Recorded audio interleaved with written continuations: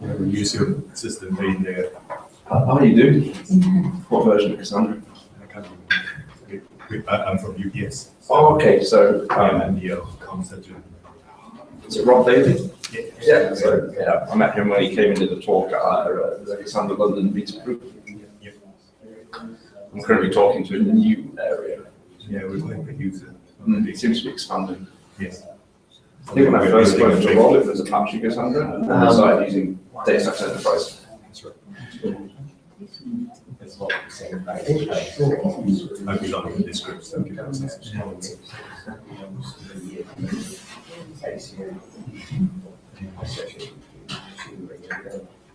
So I've just come from BCS, where I used to work for a number of years in heavy packages and heavy user, and they're just switching to DataStax Enterprise. Yeah, we use it across a number of different data centers. On the eventual systems. Yeah. That's work. We had a failure. We had a work once. Oh yeah, so when I used to build systems at Sky, we had like tens of millions of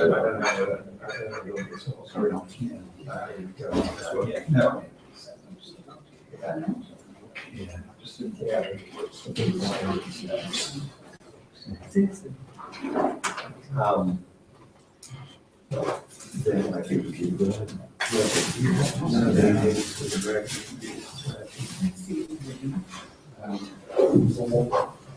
Well, John is saying that the only way for us to retreat to the US, but I think 8 p.m. would be we don't have any directly.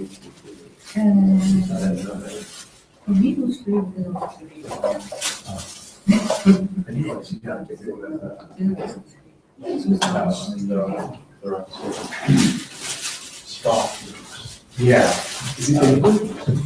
I haven't thought of the course.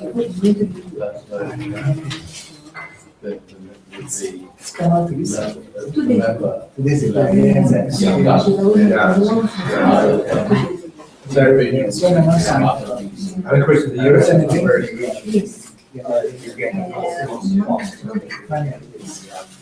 you get the Austin, Texas area, you get the West Coast. Yeah. They all operate more or less. Have you all heard about the Cassandra London day? Yeah. I do. I don't think I've heard it. Okay, but my guys. No, I should try and get there because there's a whole track dedicated to people who already use this. We've got new project. Yeah. So, You know, I could think about it. just That should be clear. yeah. Anyway, we'll be around when we finish. Yes. What's the size of the biggest cluster? It would be across 3 data center, 30 hosts, 50 server. This one is big in size.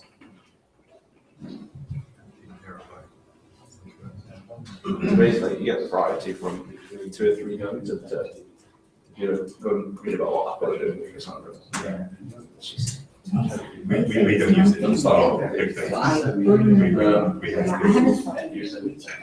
the platform still in some specialized tabs. But I do think that there's like different definitions to be creative, but being able to handle just Yes. trade data like analytics being on that side. Yeah, since the quicker don't mind everything. Also for people who want to know That's a new budget. just like When a version of DataStax Enterprise comes out, which is based on Cassandra 2.1, yeah. big strides there. Strides.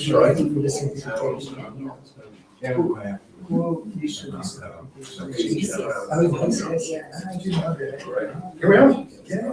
Is this an examination? Yes. No, go ahead.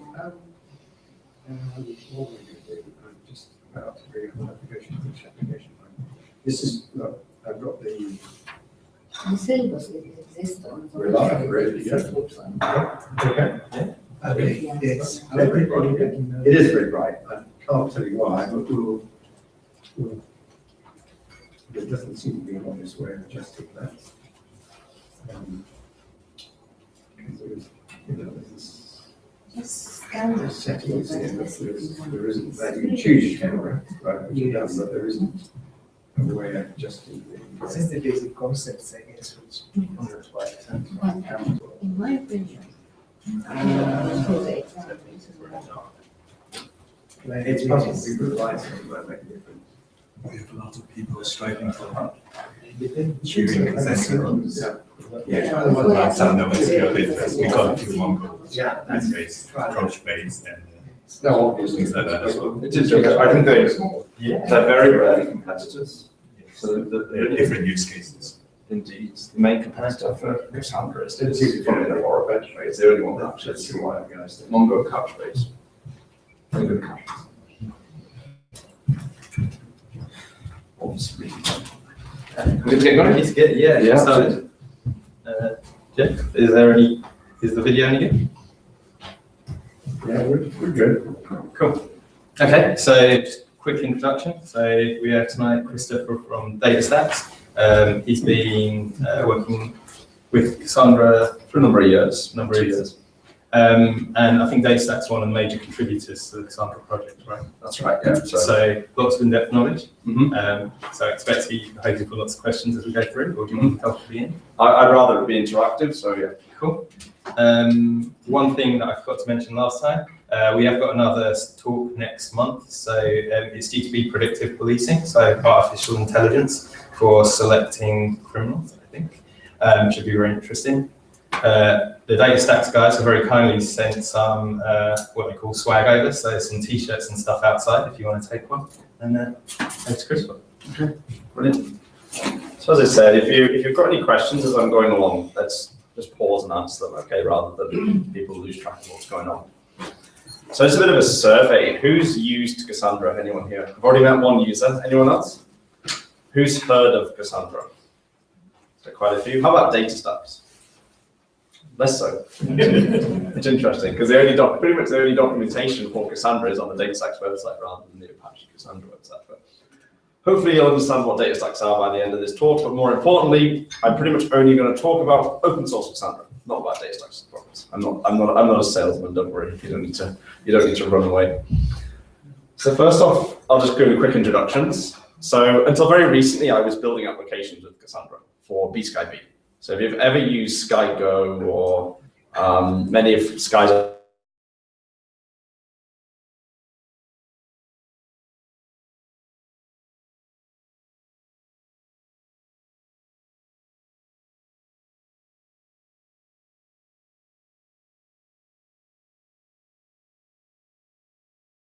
offered to pay me to come and contribute to an open source project, which I already worked on, and spend around the other half of my time coming and talking about Cassandra, because they're invested in it doing well.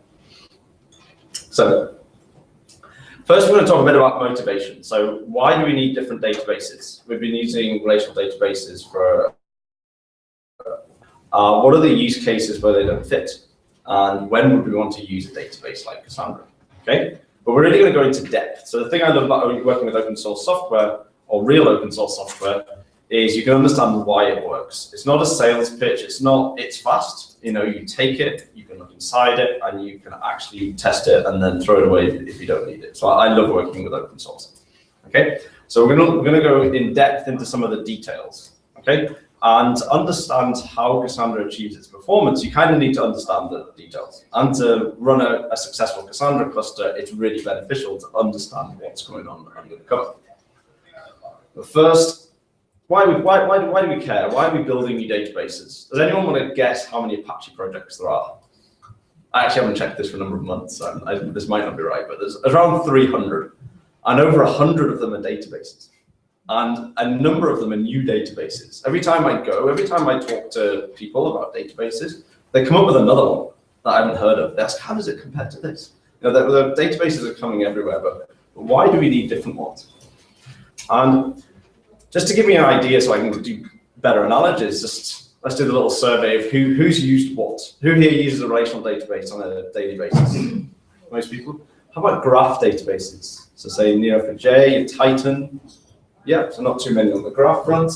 Key values, so anyone use Dynamo from Amazon, DynamoDB on Dynamo? No. And document stores. So things like Couchbase, Mongo. Okay, so I'll be constantly trying to compare Cassandra to those. Okay, but none of the ones I've listed here are really competitors to Cassandra, say, apart from Oracle. That's the one they kind of, it's normally Cassandra or Oracle for their choice. So why do things need to change? So if you're building a very small application by yourself, let's say you've got a few users, you have a database, say some web application. It might start off looking very simplistic like this. And if where people work, do you have downtime during a release? Do you actually need to turn off your application at some point, even for a short time? Who does? A few? Okay, of course, if you deploy an application like this, you'd require downtime. And in many industries, that's fine, okay? I used to work for IG Group. We used to not allow trading for a certain time, so we can do our software releases like that. But eventually, you get to work for a company where you can't have any downtime. Surprisingly enough, people want to watch television in bed on their iPads all the time. And they get really upset when it doesn't work, regardless of what time of day it is. Especially in finance, in certain industries, they don't allow downtime. Netflix, they lose customers, okay? Amazon, if you suddenly can't add something to your basket, then people leave, they don't use it, they don't buy it. So there are certain use cases where downtime, even for releases or database upgrades, isn't acceptable, okay? And we generally design our applications by deploying multiple versions.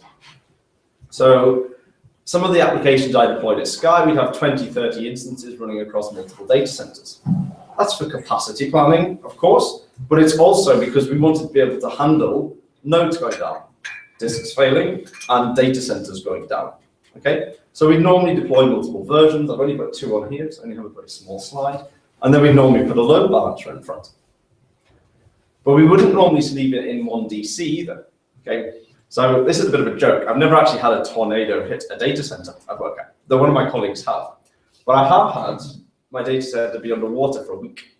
So when I used to work for Morgan Stanley, if you worked in finance during the hurricane that hit New York, you probably lost your data center if it was in New York. We did. We didn't get it back for a week. We didn't use that data center for as long as I could remember. You know, we had a DR site, but it was passive. We had to actually have a mechanism to fail over, and we did it reasonably well. But there's downtime. And the only silly point I'm trying to make here is if you actually really need always uptime, is you do need to be in multiple data centers. However, during my career, the most common cause of outages, say so I lose like all of the hosts or instances of my database, my application in one data center, is not hurricanes, it's not tornadoes, it's actually people, okay? So invariably someone goes to upgrade some hardware, change some hardware, or make a configuration change, and something goes wrong, okay? So hopefully we're convinced that if we're going to deploy an always-on application, we're always going to have our website work, or our mobile app work, or our trading application work. We're going to deploy multiple versions of our app to handle hardware failure, to do rolling releases, and we're going to be in multiple data centers. But not many databases have been built with this in mind. There aren't many databases that you can deploy active-active across 2 data centers and actually have it work. Okay, if you've ever tried to do this with any relational database or most of the document stores, it's extremely hard. You end up with sharding, you end up with master slave, that type of thing. So I always joke that if you really want to build an always-on application, it's pretty easy to build our side of it if you're a developer, okay? Developing multiple instances, stateless services that say use a cache for a session store, that's kind of a solved problem. What hasn't been solved so much is the database side. So let's see if I've lost anyone. Who actually deploys to multiple data centers right now? Yeah. Who could handle one of those data centers going down without downtime?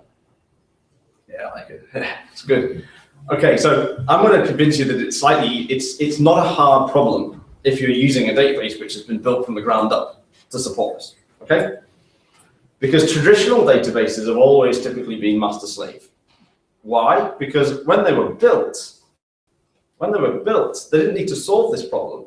Most computing problems that say for building online applications would fit on a computer, okay? That's not really the case anymore, okay? And how master slave works, in generally, you're going to have a single instance of your database, which is designated, all writes are going to go through it. Depending on the system you're using, reads might go through it as well, okay? But what you're going to do is run multiple instances behind the scenes and either asynchronously or synchronously, depending on the tech involved, replicates them. So you're keeping multiple copies of your data. Eventually, the master will fail, okay? And there will be some failover process, be it automated or manual, might need operational intervention, but you're pretty much guaranteed some form of service down service. Additionally, the failover process is always something people are scared of, okay? If you ever go into a data center and ask if you can turn off the master, they might be scared. If you ask, say, oh, I'm going to turn off, say, my read replica, they just, no, yeah, turn that off, we'll put on another one. But to ask if you can just pull out the cable of the master, then people start to get shaky. But there are some huge advantages to this architecture, okay? And the main one is consistency. Because if your writes continue to go through a single host, then you can basically get ordered consistency. You can decide what happened first. Each of the bits of data in your database, you can decide what the value is. The disadvantage is all of the writes go through a single point, okay? And that is both your single point of failure, but in general, it's also your single point of scaling. So once that node gets to a certain size, it can't actually handle any more writes. And of course, we can build bigger and bigger boxes, but it always hits a limit. And I don't like to use the term web scale because it's just a funny term, but essentially, if the thing you're building is the whole world can interact with it through the web, okay? You will hit a point, if your business is successful enough, where one computer will not do it. Worse, I'm going to use another buzz term, which is Internet of Things, if devices are pushing data to this service. There's no way in 10 years that it's going to fit on a single box, okay? So what's the alternative? So here's used things like BitTorrents, okay? Or peer-to-peer systems, right? That's basically where we don't have a master. We don't have a single point of failure, okay? The way I would characterize databases that follow this architecture essentially means I can read or write to any node. It does not matter, okay? And I don't have any special nodes.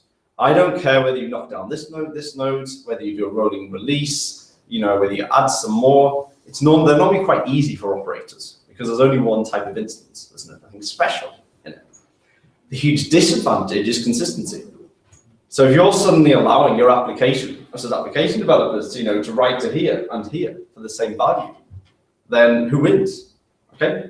So if you want to actually gain this type of, say, reliability, the ability to scale systems, the ability to handle hardware failure, do rolling releases, you normally then have to sacrifice something, and it's generally consistency. So who's seen this picture? Yeah. If you actually Google on Google Images cap theorem, you normally get this picture, which is why it's in so many people's slides. It's the first non-copyrighted picture. Okay. So we all steal it, so that's fine. Who's heard of cap theorem? Yeah. So what cap theorem basically says, it just kind of gives you a reality check. So you get three things to trade with when you're building a distributed system. Okay. You can pick consistency. And that's what we talked about, okay? That's what we were saying, that we can decide an order of events. We can decide what the value of this thing is. We don't have two nodes in our system disagreeing on the value of something. That sounds like an awesome characteristic if you ask me. But the thing is, it's very easy on a single machine. It's very hard when you're separating a problem across data centers, okay? Extremely hard as soon as you put a network in there, aka reality. Okay? The other thing we have is availability. And that's a simple one. It's a simple one to understand. That's basically, will my system accept, say, reads or writes? So we're talking about databases here. So, or will it reject them because it's worrying about, say, consistency? And the final one is partition. So partition tolerance. So what that one basically means is, if, say, all my nodes in my database, my system, are up, what happens if they lose connectivity with each other?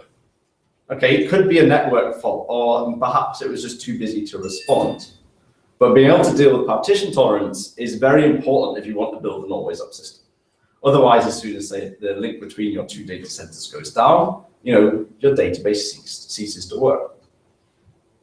And most databases that you use will fall into multiple categories because they have so many different modes to run in. Whether you run a single node of, say, MySQL versus clustering versus master slave, so I'll put some examples up here, but it doesn't matter so much because most of them will run in, can probably provision themselves along the bottom here. The AP databases, so the ones which want to achieve availability and partition tolerance, they're normally based on the Dynamo paper by Amazon. And it basically means that you're deciding, when you're building a system, we're going to pick availability, uptime, which I kind of see uptime as availability and partition tolerance combined, over consistency. Okay, so we were Amazon, we would rather someone lose something from their basket, and they buy 2 things and lose their 3rd one, then suddenly you say, sorry, can't complete your transaction at the moment. And when you give an example like that, it's pretty obvious why. So let's say you're Netflix. So Netflix is probably the 2nd biggest user of Cassandra in the world. They would rather you restart your stream of Breaking Bad or something, and you start 30 seconds earlier, so you have to rewatch 30 seconds worth of the thing, then not offer you the service. Okay? Same with Skype. Okay? If suddenly Netflix is unavailable, if they're in the UK, they might go to Skype and vice versa. So availability is normally king. And again, I normally just kind of categorize like, this is always up, this is kind of picking consistency. I don't normally nitpick too about these. And often when you're dealing with these type of systems, what you're normally trading off is consistency versus latency. So you can decide in these distributed databases, hey, I'm actually going to wait for full consistency, so my writes everywhere. But if you're deploying, multiple nodes and multiple data centers across the world, it takes some time. So at some point, you'd rather lose some consistency to say respond quicker to your users. Any questions there? Right, so let's just talk about, let's forget about theory and start talking about what Cassandra is useful for. Then we'll talk about how Cassandra is actually built. So the chances are that you use Cassandra on a day-to-day basis, even if you don't realize it. Okay? If you have an iPhone, you're using Cassandra right now. If you've listened to music on Spotify, if you've played any games online, Netflix are one of the biggest users. So it's extensively used. It's used a lot at UBS, like we've just been talking about before. Also Credit Suisse, it's used a lot of ING. So it's used for anything. However, when you use it, you're going to lose some functionality that you're used to in databases. So in general, the characterization of things you use it for is if you're on a big scale. Because if your problem does fit on a computer, there's no point losing some of the functionality that you would get in, say, a relational database. And I normally categorize people who come into Cassandra into 2. One where the data model fits, and the other that just need it for its non-functional requirements. So let's talk about data modeling in Cassandra briefly. So the way you design your schemas in Cassandra, you actually get to pick exactly which node it goes onto. And you get to pick which things are located on the same node, and you get to pick the order at which it's stored on disk. Okay? So when you do a query against Cassandra, you can generally achieve it by seeking once on the disk, on a spindle, and then doing a sequential read. So that's why it can get its predictable performance, okay? Which means it's particularly good for ordered data, okay? So we're talking about time series data. That's why it fits so nicely in, say, sensor data, okay? So weather data, or it's why it's hyped up as being used as a big Internet of Things database, because most of the information that's coming from all these devices that we seem to like to build is time orientated. The other reason to use Cassandra, as I mentioned, is non-functional requirements. So you really don't care. You're just going to store something. You don't mind what it is. It might be a playlist or information about a movie. It might be a trade. But you need a database that is going to scale with your application. So when we started to use Cassandra at Sky, we've changed our name from vSkyB to Sky now. So we used to have a couple 100,000 concurrent users. However, the year before we had 100,000, and by the time we started putting the system in production, we had 500,000, and we were expecting up to 2 million concurrent users. Surprisingly enough, people like watching television on their phones. We'd have thought it, okay? So we picked it because we needed to be able to add new nodes and to increase scalability and increase the number of, say, transactions that were going through it and the quantity of data without doing anything complicated, okay? We didn't want to start sharding data and running master slaves and coming up with a management nightmare. The other thing that was really important to us was running it across multiple data centers. Okay, so I've mentioned that a few times. So Cassandra has been built up from the start with multi-DC deployments in mind. Okay, and we're going to go into that in detail on how that works. But essentially, without any particular effort apart from networking between the two, Cassandra will cleverly asynchronously replicate between the data centers. So we're going to go a bit into the internals now. Any questions just on why you might use Cassandra? No? So we'll go a bit into how it works. So who here has heard of Amazon? Amazon are actually a fantastic company because they give a lot back to research, okay? And they publish a lot of the things they do. It might be a number of years after, but they really do publish a lot of papers. One of probably the most influential papers that they've ever published was the Dynamo paper. So this described the system that they internally built to do their shopping carts, okay, the baskets. Because they decided that, suddenly enough, they lost money when the basket service was unavailable. So they wanted to sacrifice everything else, have availability first, and then to be able to say trade consistency versus latency. And we're going to talk about all of the things in the Dynamo paper. Cassandra was built based off that paper, the architectural principles. Some things it used, some things it didn't. And we'll talk about how they differ, okay? One thing to note about Dynamo, it was a key value store. It was customer to basket, okay? No fancy data modeling here, no time series data. That ordered data on disk that I spoke about comes from a different paper. And I assume we've all heard of Google. So they spoke about the system they use for storing, say, website information, and that's called Bigtable. And they were nice enough to publish that as well. And so Cassandra is kind of the marrying of these two papers by Facebook, followed by 5 years of open source development where it's changed quite considerably, but the underpinning architecture is really quite the same. It's more the way you interact with Cassandra that's changed over the last few years. So we've talked about deploying to multiple data centers. So every node that we install Cassandra on, there's only one installable. Everything's the same, okay? But the first thing it does is work out what data center it's in, what rack it's in, and then when it stores your data, I'm going to talk about this quite a bit, it distributes it equally amongst the data centers, and it makes sure that, let's say you've got 3 racks in your data center. Anyone running AWS? Any Amazon Web Service customers? So a lot of people there treat a rack as a region, as a data center, and availability zone as a rack.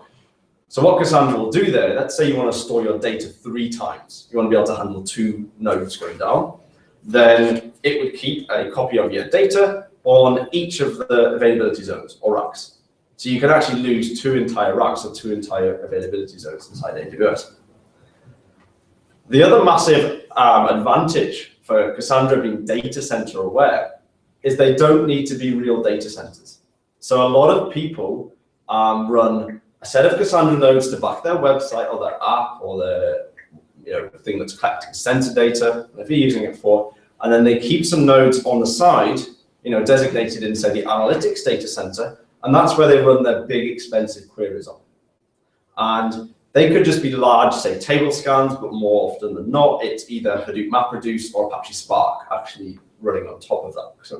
But you get really good workload out isolation. Does anyone here extract their data, say, daily or weekly or monthly, and send it off to a different department that's probably running a large Hadoop system? Anyone? We did, and it was primarily because we couldn't run those types of jobs against the operational system. It would slow it down, it would add latency, okay?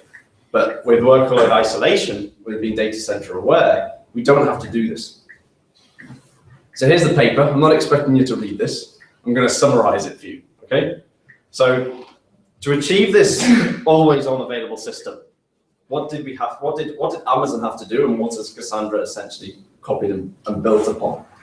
So these are the important things, okay? So consistent hashing is all about being able to work out where your data is in these many nodes, without having to speak to them all.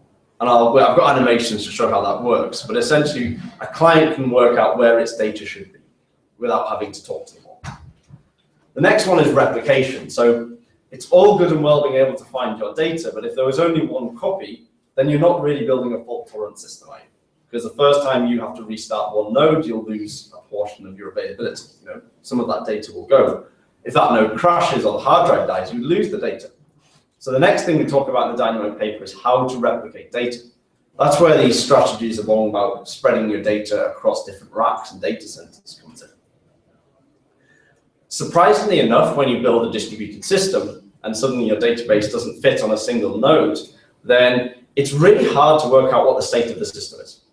So we're not talking about data here, we're just talking about which nodes, which servers are in the cluster, which servers are currently joining, which servers are leaving, which is up, which is down. So there's this concept of gossip. So this is basically where a node constantly tries to chat to its peers and they all compare state. And you can actually go to each node in Cassandra and see what their view of the world is, which doesn't make sense if you have, say, a 2-node database. You think, well, they should just know.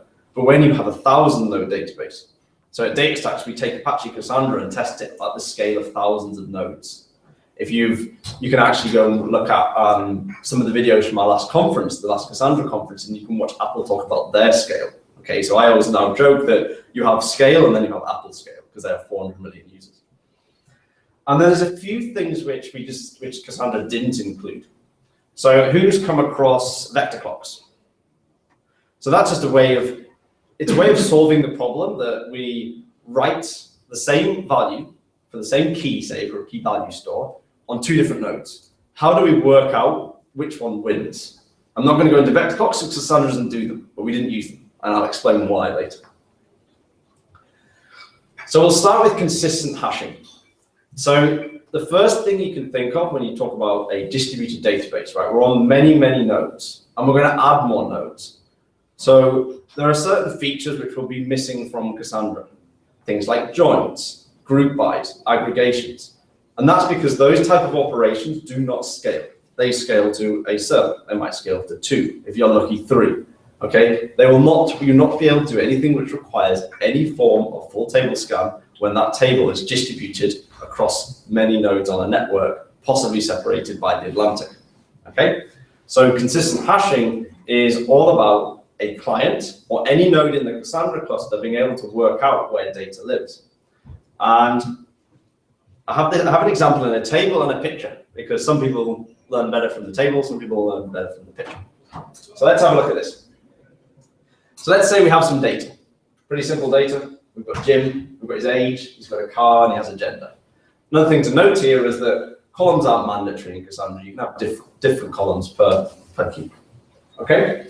What we do is we take the key, we call this the partition key, and we hash it. Default it's number 3, but you can plug in your own strategy there. That will give you a number. Now I'm not using the real values because that's a 128-bit number, and I don't know how to say this. So I'm scaling Cassandra down to pretend that there's actually only 1,000 hash values. Okay, which means you can only put 1,000 things in your database, but let's not worry about that. The real number is very big. So we would take Jim and we would hash it, and we would work out this number, 350. And we do the same for them all. Okay? Each node in a Cassandra cluster owns a range of that hash ring. It's why you see Cassandra always as a ring, because it goes all the way from one, all the way bound to the top again. Okay? And I have a picture to show that. So let's say we have a 4-node cluster, a very modest Cassandra cluster, and they own a range each. Okay? So this looks a bit like this. So we go from 0 all the way around back to 999, and then we overlap. Just imagine those really big numbers though. So we can see exactly where the data would lie. And node B owns, from 249 all the way back to 0, the previous one in the ring. Which means that any node in the cluster or any client, any driver that talks to Cassandra can work out which node it has to go to. And you don't have to go to that node, because if you happen to go to the wrong one, it will forward your request, because the node itself will do the same algorithm and send you that. Does that make sense? Yeah? Some of the questions I often get at this point is like, how do you add new nodes? Or how do you remove nodes? Because all the ranges change. And we'll go into that at the end if people are interested, but it used to be hard and now it's really easy. But we'll talk about it. The next thing we should need to deal with is replication. Because if all we did was store it on that one node, we wouldn't be very good, would we? It wouldn't be a particularly great database. Okay, we'd be back at that single point of failure. Okay, so the next thing Cassandra does is replicate your data. And it has a strategy for doing that. And I've touched on these. You have a very simple strategy. This is one you mainly use in development, so you do not have to tell your development machine which data center and rack it's in. So that's pure development.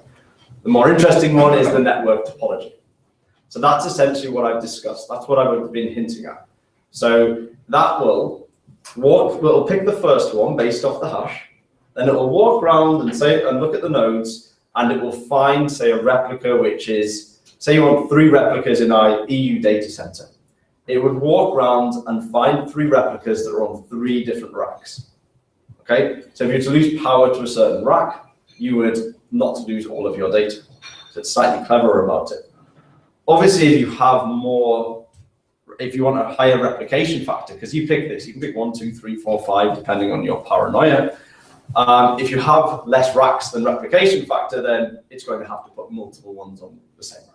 It's not going to magically spawn racks for you. So let's see how that looks. That's where the animation isn't going to work on the PDF. So what we've got here, we've got a 2 data center Cassandra cluster, okay, and a replication factor of 3 in each data center. So that means we're going to have 6 total copies, and we want 3 in each data center. Okay, so imagine this could be 2 data centers in the EU for fault tolerance, or it could be a data center in, say, America and Europe, so clients can connect to the closest one and avoid the latency that is the Atlantic. So what's going to happen? Client can connect to any node. Let's pretend it just connected to any old node. That one is designated the coordinator. If that's a replica for the data, it actually owns that bit of data. When you do this, you actually choose a consistency level. Now, I always wonder whether to talk about consistency first or replication first. They're kind of intertwined. But we're going to talk about the simplest type of consistency first, and that's 1. What that means is essentially, Cassandra, return to me once 1 replica has the data on disk. Okay? It's not going to change how it replicates the data. We're still going to replicate to 3 nodes here. 3 nodes here. But what you get to pick is latency. You get to pick how long you're going to wait as a client. And sometimes you just want speed and you're going to trust the asynchronous replication. But sometimes it's of a certain parts of data, you want to make sure that it's written to, say, 2 disks or 4 disks. Or perhaps you just want to write it at a consistency level where you read your own writes. So you don't talk to this node and then read it off another node and it not be there. Well, let's follow this through. So because we've done consistency level 1, we can return to the client right away. It's then this guy's job, the coordinator's job, to then replicate it in his local data center. Okay, so we're assuming a LAN here, or assuming a reasonably expedient network. So he sends it out to the other 2 replicas. The next thing it does, and this all happens in parallel. It's just the fact that I need to describe it in a certain order. Is he designates a coordinator in the remote data center. Okay, so we're not, even though we need 3 replicas over here, we're not going to copy it over, say, a WAN, an expensive slow network 3 times. It's going to get copied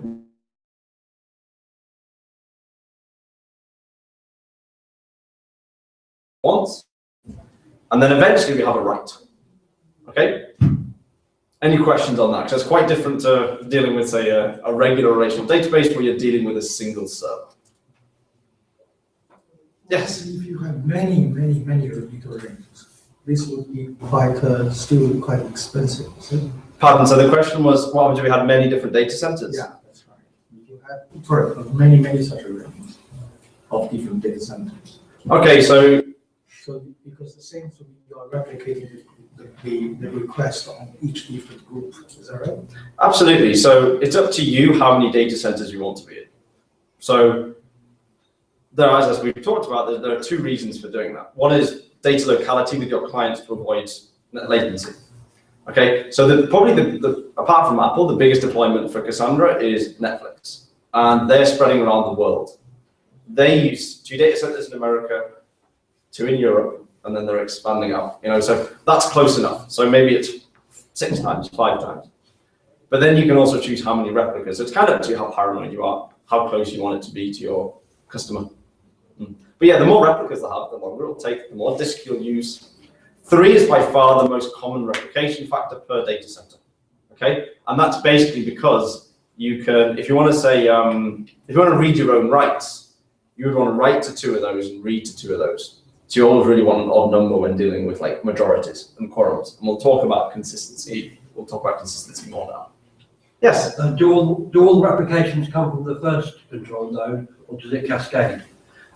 So each write will be sorted out by one coordinator in each data center. But you've gone from A to B. Does another one go from A to C or from B to C? No, so inside a single data center, Yep. it is like, I don't want to use the word C, but C to everyone, so one to many. The only time that's not the case is when you want to get it to over a WAN, over a wide area network, over a slow network. That's when it will go to a remote coordinator in the other data center, and then he'll do the replication. But if they're all on a remote slow thing, suppose you've got 100 out there all slow, do they all come from a central one, or do they? So you would never deploy your nodes, individual nodes in a cluster geographically. Yeah. You would keep, say, 10 nodes in the EU data center, like a single data center, and that would be the data center which all of your EU customers would use. Okay. Then you'd use another data center, say in Asia or America, which would have some very close nodes. Yeah, sorry, I mean, suppose you've got 100 data centers. First node sending out to one of them. Does it have to send it out to each 100, or do they start sending it to each other? So the max kind of number you're going to get to for data centers might be 5 or 6. That will cover the whole world. So the answer was it would be the first one, but the answer is normally we have a very small number of data centers. Okay. Yes. Can each node act as a controller? Absolutely, yeah. So Anyone? anyone for any request. And we want to talk a little bit about load balancing in the future. And it's important that it's important that you don't assume it's a replica, because if you get hotspots in your data, you might not want to use. Say there's a really important customer, Chris, and he's stored on these 3 nodes. You might want to stop going directly to those nodes and let another node in the cluster be the coordinator. But we'll talk about that in a bit. And then, because I think all tech presentations need cats, I'm going to put one up, because I have to really hammer this home, because this is very different from virtually every database out there, okay? And it's just what you asked. Every node is completely equal. They own different segments of the data, and that will be shuffled around as you add and remove nodes. But that coordinator is not special. For that individual write request it will do that write, and if that fails, it's the client's responsibility to try another coordinator. But you can load balance them across all of the nodes. We can have nodes go down, we can replace nodes, you can treat them, like a common often phrase, you can treat them as cattle, not pets, okay? You can add nodes, remove nodes, etc. So if each of the nodes is responsible for a given slice of the data, does that mean the client has to connect to the correct node in order to write? It's up to the client, so you configure it in the load balancing policy. So if it does, great, we've got less latency. We've avoided a network hop for replication. If it doesn't, then the node you've connected to will just act as a coordinator and replicate it to the 3. And obviously the same applies for reading. It will ask the right replicas for the data. And there are circumstances when you won't want to use what we call a token-aware load balancing policy, where you always go to an actual replica, but not many. It is the default, it's what most people use, because it avoids a network hop. If you're using consistency level 1, you don't have a network hop before your read or write is finished. Okay? Yeah. So if you're using a hashing thing to identify a node, and you have replication, are you going to have 3 nodes that are kind of identical? Yes. However, the reason it's not quite so, I normally go into this after, but essentially you don't own one range. It's actually split into hundreds and hundreds of little ones. And it ends up being quite different to that in reality. And that was added reasonably recently, say last year, to make it easier to add and remove nodes. Because if you think about it before, if you were to add a node into the cluster, where do you put it in that range? Does it go in between 2 and take half?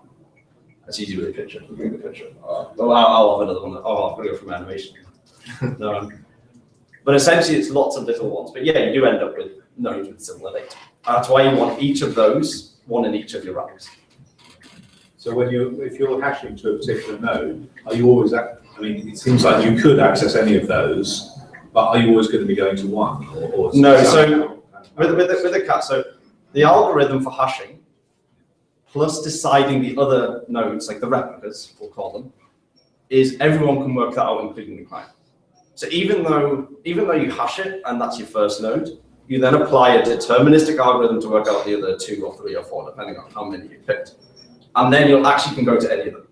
None of them are special. If the node is down, which you originally hashed to, it does not matter.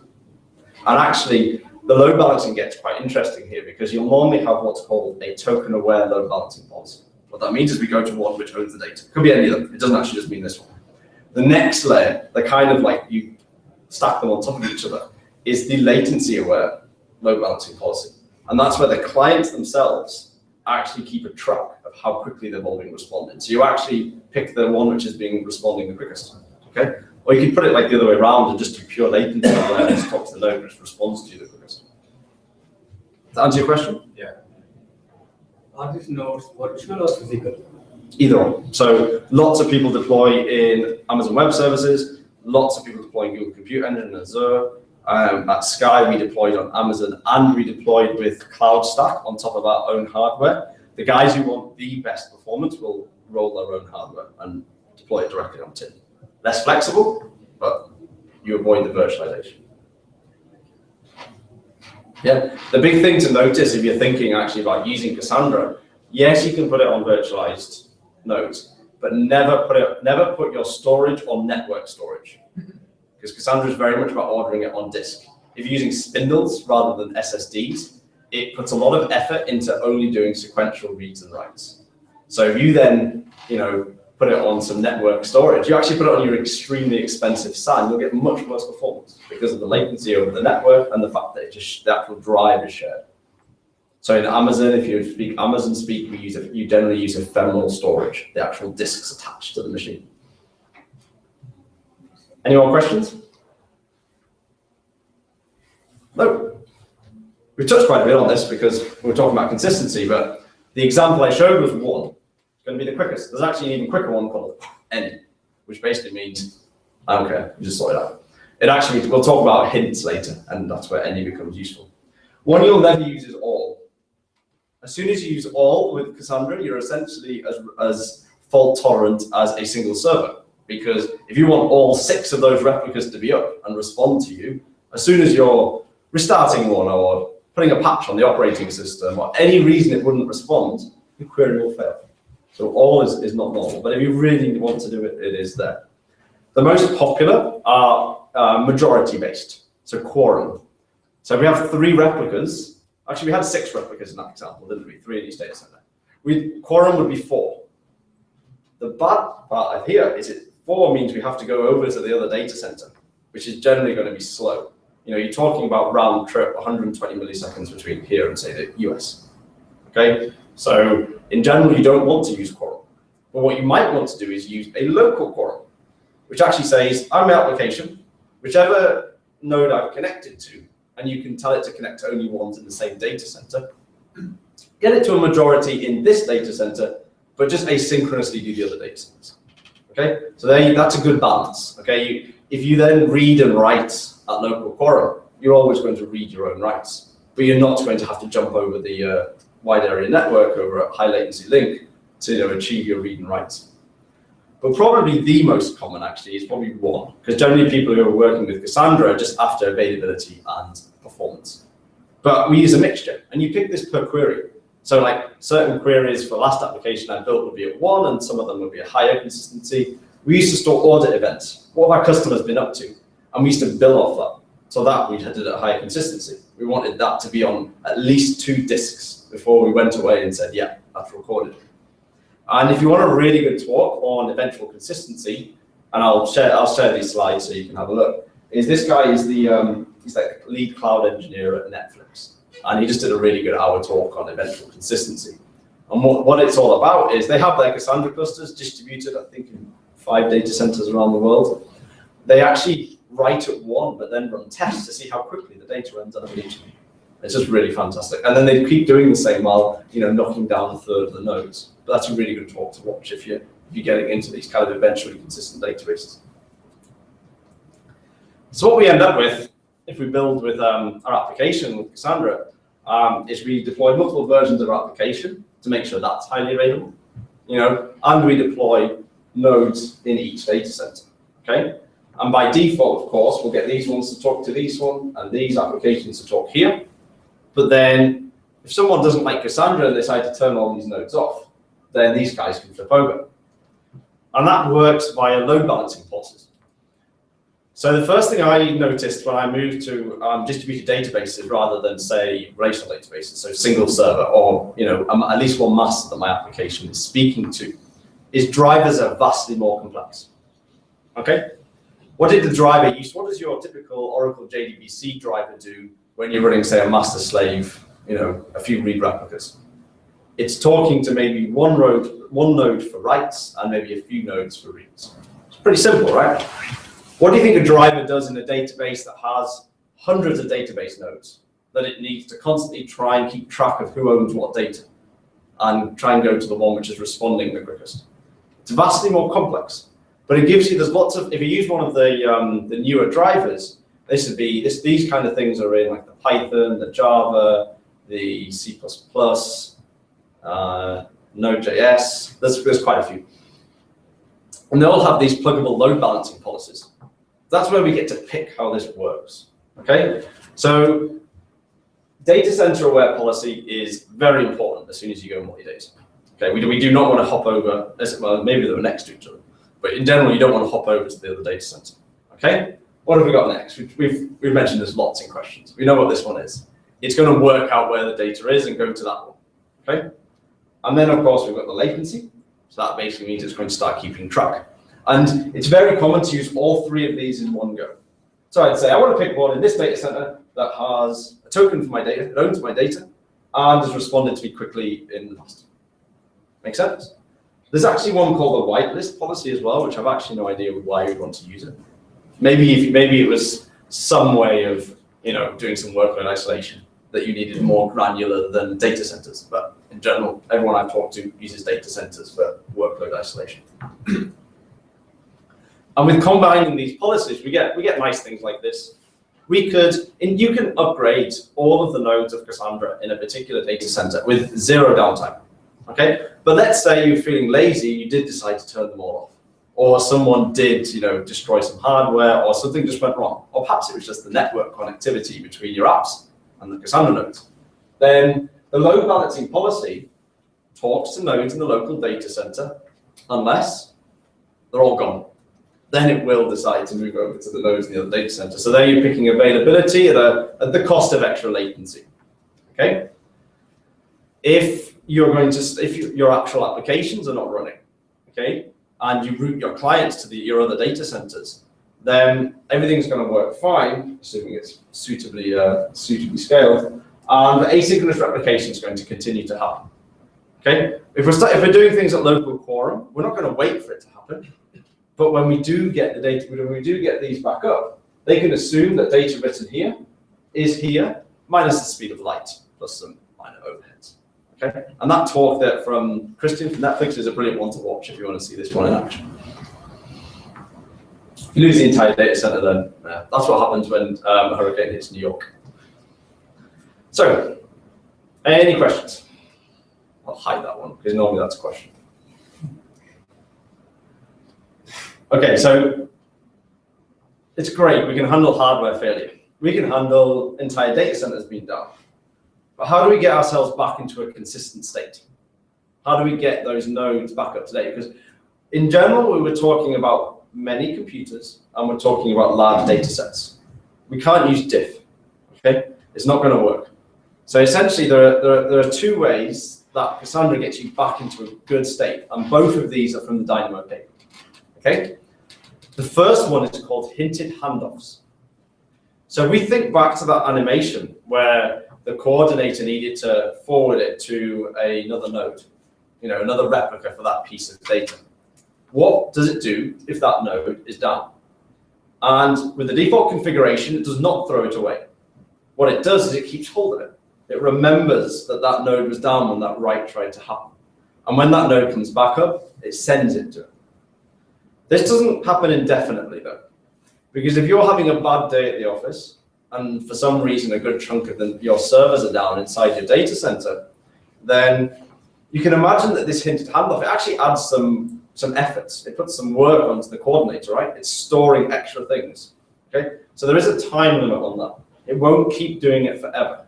Default, it's 3 hours, but that's configurable. At which point it will just start throwing them away. You know, at this point, it's expecting that it's going to be, after 3 hours, it's expecting it's going to be down for some time before it comes and fixes it, or you come and fix it, you get woken up, okay? And the way you get the Cassandra cluster back into a good state then is when you have fixed the nodes and you brought them back up, you just tell them to do what's called an anti-entropy repair, okay? I'm not going to try and say that quickly, okay? What that basically does is you say, for all of the partitions you own, you know, node that has been down for more than 3 hours, could you please talk to some of your peers and make sure you've got the most up-to-date data, okay? Now this could be vast quantities of data. So it can't transfer what it's got over to the other node. This could be terabytes. And then say, could you give me what I don't have? So it does it with good old Merkle trees. If you haven't, don't worry if you haven't heard of Merkle trees, but essentially it uses a tree of hashes to work out which bits it's missing. And then it requests those small bits. Now, not many people are going to be interested, if you haven't used Cassandra, about incremental repair. However, you might get UBS because it's a massive thing in the latest version of Cassandra. So previously, let's say you built up many terabytes of data. A repair would fix the whole thing every time. Now, you can imagine this takes a long time. You're calculating the hashes of the things on disk, right? And then you're sending over, you know, even the hash itself can be very, very big. It's a whole tree of hashes, okay? So the newest version of Cassandra doesn't do that. It keeps track of which sections of data. Actually, it just sounds like common sense, doesn't it? It keeps track of which bits of data, which files on disk have been repaired, and then it only looks at the new ones. So your repair time becomes proportional to how much new data you've got since your last repair, not how much data you've got. Which is, I mean, if you use small amounts of data, you're talking like 100 gigabytes a node. This will not affect you whatsoever. But the people who worry about this are the people who are putting petabytes inside Cassandra, where a normal old school repair might take a month. You know, so some people really care, some people won't. So the next thing is gossip, another thing from the Dynamo pig. And this is Cassandra's way of keeping track of everything that's going on inside the cluster. Which nodes have joined, which ones have left, you know, who owns what data. Basically, if you've got a 1,000 node cluster, you cannot talk to everyone. If every node tried to talk to every other node, again, not scalable. So what it does is every second, it talks to a number of peers at random. And it says, what do you think the state of the cluster is? And they respond, oh, this is my state. And then they reconcile. Okay? And you can go to each node in the cluster, and you can say, what's your view of the world? You know, who do you think's alive? Who do you think's dead? So you'd be able to see, if you're trying to diagnose, say, a network partition, you know, you'd need to see who can see who. And there is a tool called OpCenter, which can give you a global view, if you were sick of going to your 1,000 nodes and running a command line like that. So you can get them all to push this data out to a management tool. So scaling. We've touched on it a little bit, but how do you add nodes to a Cassandra cluster? Okay, so this is where I normally start talking about the fact it's not one range. It's lots and lots and lots of tiny ranges. You know, assigned not quite at random, but there's an algorithm for it. When a new node joins the cluster, he has no data. He is a useless node. Okay, but what it does is it talks to a number of the nodes. We call these seeds, and he says, "I'd like to join the cluster. Can you please give me some data?" And the cluster will work out and take a small amount of these small little ranges from a spread around the cluster and give it to this new node. It's called bootstrapping. While this is happening, this node will not accept client requests. You know, clients won't redirect request to it. It'll still go to the people who originally owned those little bits. Okay? When it's got all of that data, then, because the drivers in Cassandra are constantly chit-chatting, it's a two-way protocol with a various number of Cassandra nodes, they'll be alerted about that new node, and then client requests will start going there. Okay? Any questions on that one? Because this works nicely, but if you let your nodes get too big, you know, imagine if you've got 100 megabytes per node. Bootstrapping a new node pretty quick, okay? Terabyte a node gets slower, okay? So people say when you're scaling a Cassandra cluster, you'll do it quite early. You know, you won't leave it until it's at that point of creaking because, you know, someone's put your website on Hacker News or they've talked about it on BBC News, who knows, okay? So you scale quite early in Cassandra. This is a study, again, done by Netflix, where they just wanted to see how far they could take this. So not on their production environment, not in their actual application, they just started running a distributed load test against a Cassandra cluster. And while they were doing that, continuously added new nodes. Okay, so I had the overhead of the new nodes joining, and they just saw how long does it scale in a linear fashion for. And then they got to 1 million writes a second, and then they gave up. Because, I don't know, they ran out of money. But they didn't, they actually carried on with this. Does anyone read the Netflix tech blog? Okay, forget about my talk, just go and read the Netflix tech blog. It is absolutely fantastic. Like, if you're a Java developer and you use a lot of the modern libraries, a lot of them, like some of the Spring libraries, they're contributed by Netflix. They're awesome in this space because they need to build an always-on system. And what they started, they got up to 1 million writes a second, and then they started knocking down nodes at random to check the availability. It's another. That one has doesn't have a talk, but it has a long tech blog on what they're up to. So, any questions? Anyone getting interested in Cassandra? Want to go have a play with Cassandra? Hope so. It is fun. I almost, because I built systems with Cassandra for the last couple of years, I almost forgot what it was like to have to worry about a server going down or a hard drive dying. Or someone was showing me a demo of an unnamed database, and they were showing some dashboard. And they knocked down one of the nodes, and they said, look at our awesome dashboard. It shows that 25% of the requests are failing. I was like, why would it? You know, you should be advertising this. Okay. With Cassandra, it's not the case. It's an ops people tend to love it once they get to know it. Because it's very simple. Every node does the same, you add new nodes. There's some pitfalls, which you'll find out in if you don't read the Netflix tech. Okay. Yeah. Could you just clear a very small question? Yeah. You said that if one node is trying to replicate over another data center, okay, and that node there is actually down, then it's recalled such a request, and when the node is recovered, it will set it again. So what it will do? Yeah. Why is not finding another one? No, it would. If that remote coordinator, it will find a remote coordinator that is above. Okay. Ideally, it will pick one that owns the data in that other data center. If it's not, it'll still ship it over there. And you know we're talking about hints. That node would keep it as hints until the actual real replicas in the other data center came up. Could you give some idea of what the size of the Cassandra code is? It sounds very complicated. It's huge. Actually, I just came back from San Francisco, where we had our company kickoff. I've just joined this company, so it's quite new to me. And we actually had an entire day with a committers bootcamp. It's an open source Apache project. So most of the people, DataStax invite them over, and a good chunk of them do work for DataStax. And they actually took us through the code base, and it was basically like, how did I describe it? It was real computer science. Okay, they can't use the data structure which is in, say, it's in Java, the Java library. They have to make a specialized one. Okay, they implement a consensus algorithm called Paxos. Had to implement their own for their special use case. You know, if you look at how it stores data in memory before it flushes it to disk. To allow it to be very concurrent, it was using their own implementation of it was a copy on write array list. It's large. I'll put it there. You can go and check it out. It is. I don't know. I couldn't give you a number. I can guess, but it is rather large. But the only advantage to that, I'm sorry, not something that isn't a downside to it, is it's a large code base, but it's one process. Okay. So that thing, if you're a Java developer and you check it out and you build it in Java and run it, that's the only thing you've ever run anyway. That one jar. Okay?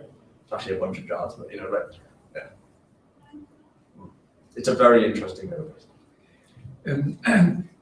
What I'm just wondering about is what the sort of the client side is like. You alluded to the fact that the client constantly has to keep up to date with the the state of the distributed system. Absolutely. So does that mean that there is some sort of a daemon, or well, I mean, that then the real client has to connect to our? I mean, No, so it's not like, say, Mongo, where it has a daemon kind of managing sharding. You know, where you have the I forget what the phrase is. So the protocol between the driver and the server is two-way. So it used to be, if you've used an older version of Cassandra, it was a very RPC, I'm going to send you a query, give me a response, please. The later versions of the drivers, they have this protocol where they're constantly chatting. So it's very much it's not a pull model, it's a push. So as new nodes are added, and say I've found out about a new node, that particular server will tell the client that are connected to it, hey, there's a new server. So he's constantly keeping a state. And there's actually a table inside Cassandra that you can look at, which is, you know, who it currently thinks is the seeds. You know, sorry, not the seeds, that its peers. And the client can, if it wants, do a query on that and just find them out. I'm going to show you, there is like a section on the client, but mainly from the programming point of view rather than the management. yeah, but I mean, that still means that the client is not just like a JDBC. Oh, no, the clients in these type of things are more complex. Yeah. The clients are open source, and it's one of the big things which DataStax has done over the last year or two, because we used to have a lot of people contributing to Apache Cassandra, but then the drivers were built by various companies who you know used it, but then if they stopped using it, the drivers went to disrepair. Okay, DataStax has made an effort to basically make a standard set of drivers that all like have similar programming interfaces and that are tested against very large clusters, you know, every release. And again, they're open source. If you're a Java fan, it uses Netty for this, and what do you call it? So it's non-blocking I/O. And so essentially, one of the big problems with the old drivers was they were very much request response. They were RPC. Okay, so if you needed to do 1,000 concurrent queries to a Cassandra node, you needed 1,000 connections, TCP connections. Okay, the later drivers, they're all kind of this asynchronous way they keep chatting to each other, and they can actually they all run concurrent queries with sequence IDs. So over one TCP connection now, it will run up to 32,000 concurrent queries, and they generally all keep one connection open for like information, like what's happening in the cluster, that type of thing, and one connection open up for queries. You can make more if you happen to do more than 32,000 queries per second. That's the one node. If you attach 10 nodes, you can do 300 a lot. Any more questions? Yeah. How much overload does this protocol between client and service takes? Generally here, how much does it add to the ordinary user case? So I'm going to say it's very good now. It's a binary protocol. So it is pretty much, it's a custom binary protocol. It's pretty much going to get as small as your query going that way and how much data you're actually transforming that way. And if you want, you can compress the data across the stream. And again, it's spec'd in a way. So you can read the spec of the protocol. That's how people still continue to build their own drivers if they want to. Netflix have their own driver because it's such an extensive use. Yeah. Does the replication mechanism that you described for the transactions apply equally to the gossip and the state information as well, or is that not applicable? So they're very different things. So it's a completely different. They don't use, say, the public interface to talk to each other. They have their own way of speaking to each other. You don't know really anything about that apart from which ports to open up. You can go and look. It's open source. You're more than welcome. But the gossip protocol is, I don't know a huge amount about it apart from it talks to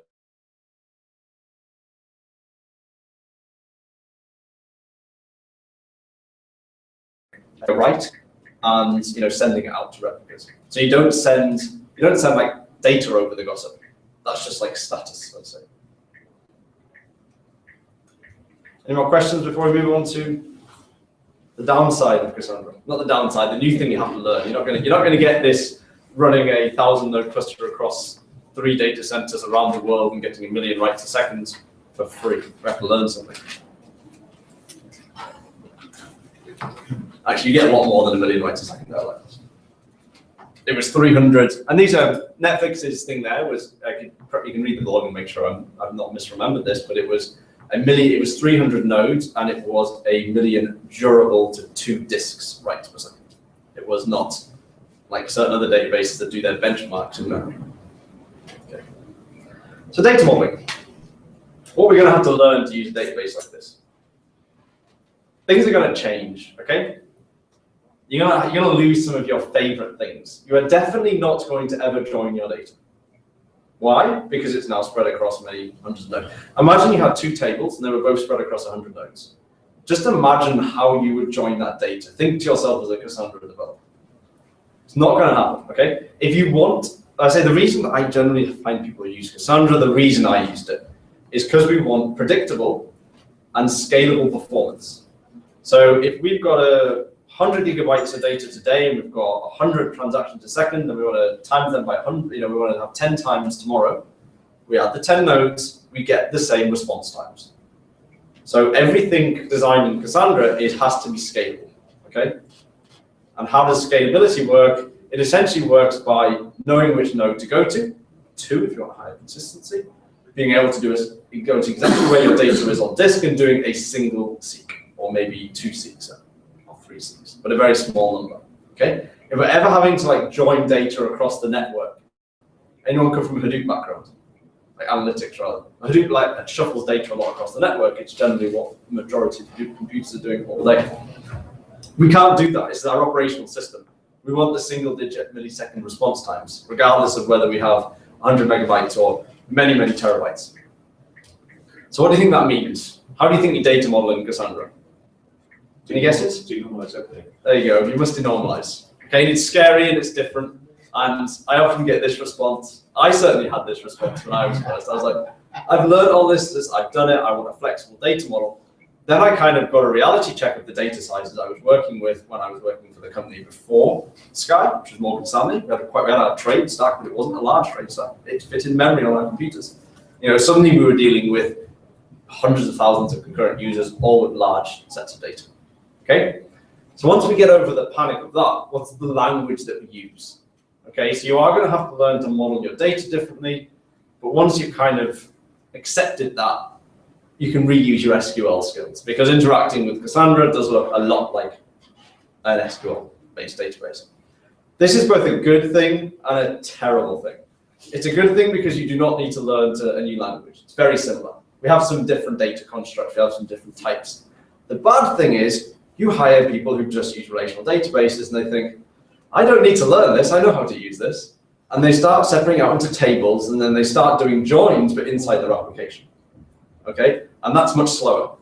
Okay, getting people to normalize is the hardest part of building a product, like something on top of Cassandra.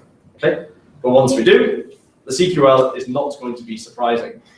So let's have a look at it. Does this look scary to anyone? It's not going to be hard to learn. You've probably seen things that look a bit like this. Or inserts, pretty similar, or selects. The difference being, what we're going to talk about is you can't select it. You can't, these conditions here, they're not going to be able to do everything that you could do in a relational database. Cassandra does have secondary indices, but you don't use them. I will talk on why you shouldn't use secondary indices, but essentially we're going to denormalize so that we can go directly to our data. You're not going to be able to see this because I've seen the resolution of this, but it has a lot of types. All the types you'd expect from a normal database, but quite a few more interesting ones. Okay, ones that you typically wouldn't use because you would be seen as an anti-pattern. As soon as you saw, say, what's an interesting one? A map, or a set, or a list. Someone would probably hit you with a stick and say, come on, it's a normal form. We're not doing that inside a relational database. But these types help you denormalize. I'm going to show you some examples. The other thing that you need to lose all hope of ever having again in your life in a distributed database is auto-increment. How could you imagine implementing a counter, a sequential counter in a distributed system? It's just not possible. Okay, it is possible. You'd use something like zookeeping, have a distributed lock, and you would make all the nodes agree on who gets the next number. Does that sound fast and performant? No. So you're gonna get to love UUIDs. So rather than key things by a sequential number, we're going to use something unique. Okay, and this is a standard. No one's invented this. UUIDs or GUIDs have been around for a long time. we're going to use a particular type of them quite a lot, and that's time UIDs. Because if you remember, my kind of selling point, I'm not really selling anything because Cassandra is free, but essentially, Cassandra, you can pick how it orders things on disk, which is why it's great for, time series data, trades, sensor data, how often people have played, Game of Thrones on Wednesday, anything like that. And essentially what this means is when we data model things in Cassandra, if we tell it to order by a time UID, it will be both in the order of when it happened, and it will be unique. So we don't need to worry about IDs and all those type of things. Okay?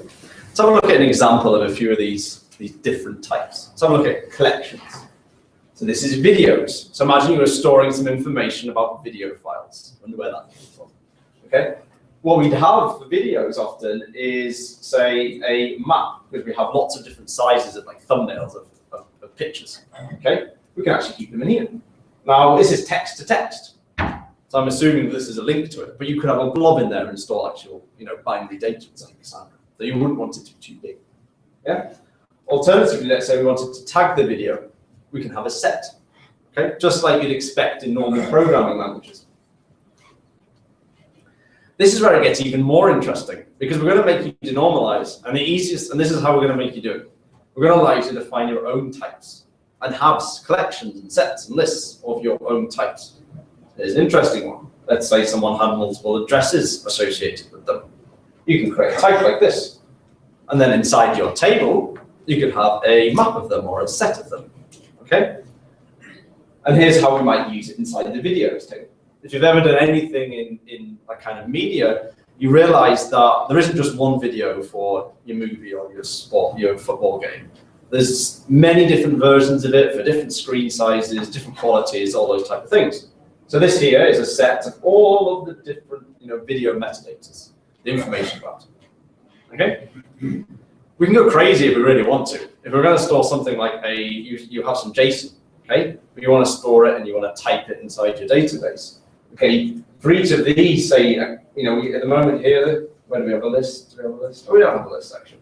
So we could have embedded, and then inside our schema, we can create these types. So this is actually, we've got multiple categories here. So that can be a list or a set. So it's a little bit different, okay? I'm not sure if anyone's ever used one of these, but you can just have tuples if you want. I always think to myself, I'd rather use a user-defined type and give it a name. But let's say you had some coordinates or something like that. You can use it. Okay? One final code. Yes? How do you avoid collision in UID? So, do you mean collision in UUIDs? Yes. So there are 128 bits. Okay, so I used to have a really cool statistic about that, but it was something to do with atoms in the universe, and we could use about it. There's a whole, if you Google, have a Google about conflicts in UUIDs. I once calculated it for one of the applications I built that if we ran it for a few millennia, there's a chance, in a 0.00% chance we might get a collision. Okay, the same question often comes up about hashing. When we're doing the hash rings, and again, Cassandra used to use MD5 until people actually realized that it actually does have reason collisions. Quite often, well, not quite often still, but millions. But if you're writing millions of events a day, suddenly it becomes more. But then that's why Cassandra moved to Mode 3. So there could be a collision. And if that crazy thing happens, you would essentially overwrite the data. Okay? The final type I want to talk about, and this is if you get into more advanced data modeling, but I'm just going to talk about it because it's often misinterpreted. Because it's called counter. So what do people think? I've got a counter, I can start using it as an ID. It's not that type of counter. And this is actually just taking the mick out of our own company. Because counters were pushed in by another company, because it's open source, right? Cassandra is not owned by DataStax, even if they do contribute the majority of the code. And counters for, say, statistics, or just like metrics, about, say, how many visitors you have in your website. They were added in by a certain company. I'll give you a clue. This data came from that company. Twitter, we're a big user of Cassandra, and they're pretty broken. They were pretty broken. Not when you were using them, but let's say you restarted a node and we replayed a commit log, which you have in most databases. It would re-add them on and do things like that.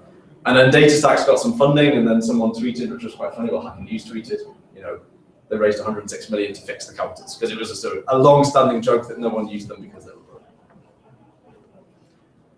Something else that's really good for time series data is TTL. So how many people have a cron job or some kind of batch job which goes and cleans up their relational database? It goes and deletes the old trades, or it goes, we all have them, you need them, okay? But every time you do a write in Cassandra, you can say it's going to be around for a week or a day. So if when we're keeping, say, stats on what people have watched, we don't care about what people have watched 6 months ago. We care about the last 3 months to do analytics on, things like that. So you can put a TTL on, and that data will just cease to appear after that time, which is surprisingly useful at times. There's a dev tool for it. This is built by DataStax. Again, it's free. It's open source, and it can connect to your Cassandra clusters, have a look at the schemas, and then give you content assist based on the tables you have. There's also a command line interface, which I tend to use more often, but whichever you prefer. So that's all the information. I was then going to go through an example, very similar to what I built. Has anyone got any questions about any of that? Everyone convinced they're going to normalize?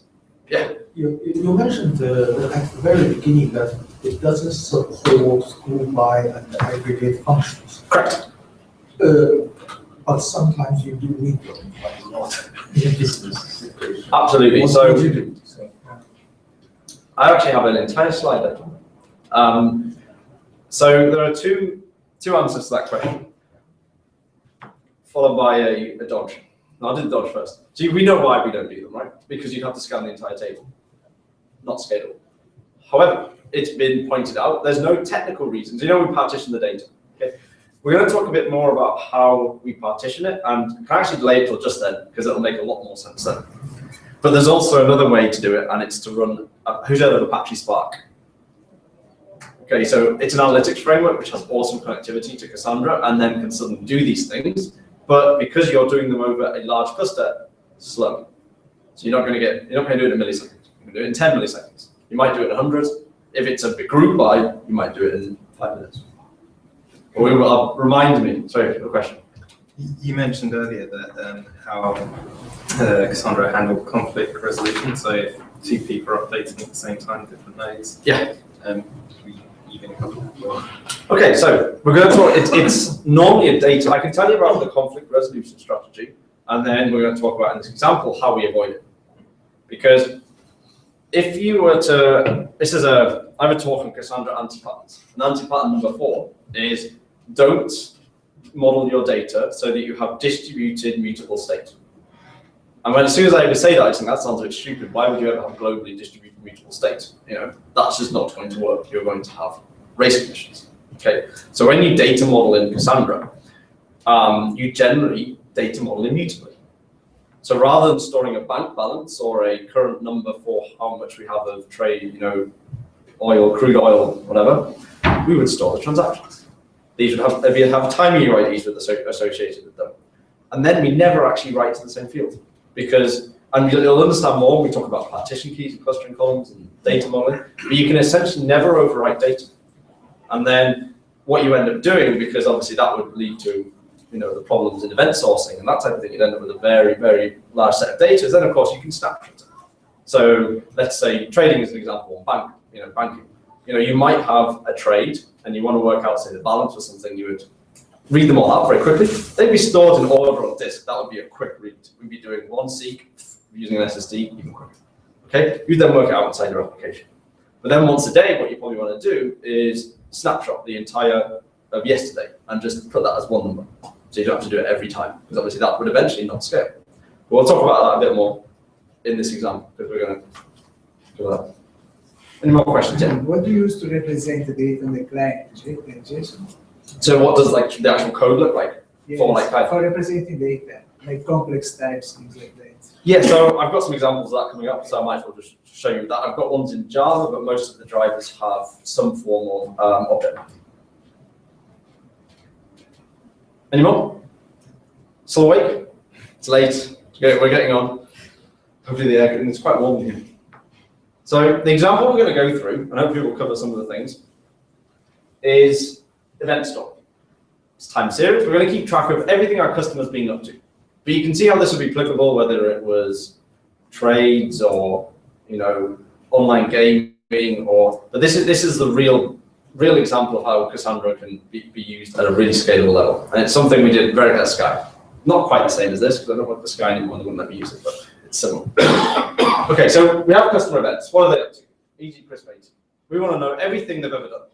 Okay, this could be because call center staff, they want to ring up and complain. We can see what they've done the last 30 days. Or then we may use it later for analytics. We might say, oh, these many customers have watched Batman on a Thursday, so we should put a promotion on for Batman 2 on next Thursday. Who knows, okay? But we're going to keep track of what they're doing. The other type of thing this was used for was billing. Okay, so we can see how many times they listened to a song, watched a movie, etc., and then you can send them a bill. So it needed to be durable. Okay, so we couldn't use any form of in-memory structure or something that doesn't take a database that doesn't take durability seriously. We're going to bill on it. Okay, we need to keep all the original data, or at least until we build and so many months have passed. That's because people get upset if they argue their bill and we're like, meh, we think it was that. Okay.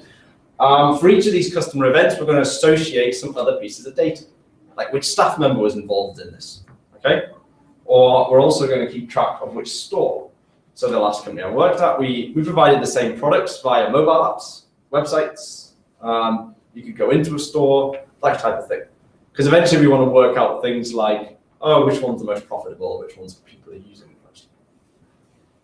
However, we're just going to talk about building the operational side. If we wanted to build the analytics side, we need Spark. Okay. So the requirements we've got, we want to be able to get all the events out. Okay, that's to give to our, that previously actually was to give to our analytics system. But with Spark, we actually wouldn't need to do that anymore. We want to be able to get all the events for a customer, so we can see what they've been up to and send it off to some processing to see if we can give them any offers or something like that. We want to be able to get them for time slices. This is the example to say if they rang up the customer service, or we just wanted to see what the customer was up to. Okay? This is how we model it in Cassandra, right? Yep. Anyone going to disagree? We're going to have 3 tables. We're going to put some information inside some stores, some information in staff, and we're going to have some customer events up there. So we're not going to do that because, if you remember rightly, that's not going to scale. Okay? Because if we did that, it would be separated across lots and lots of nodes. So we're going to model it just like our queries. So if you have children, you get them to model your data because they'll probably do it right. Okay? They won't try and do clever things. They'll say, you want to read it like this, or your dashboard on your website looks like this. Oh, I'll just store it like that. Okay, which is pretty much what you have to do. And of course, everyone gets upset, but then we remember that our data set doesn't fit on a computer, and that's why we're using something like Cassandra. So here's a more realistic model in Cassandra. And hopefully we'll touch a bit more on what you were saying, asking you. So we're going to keep it all in the same table. If we were going to store more information about the store, we'd use one of those user-defined types, but I wanted this to fit on the slide. Same for staff. Okay, imagine that was user-defined type, or we just kept lots and lots of things about it. And the important thing, the only thing that you can really do wrong in Cassandra is to get this wrong. Is the primary key.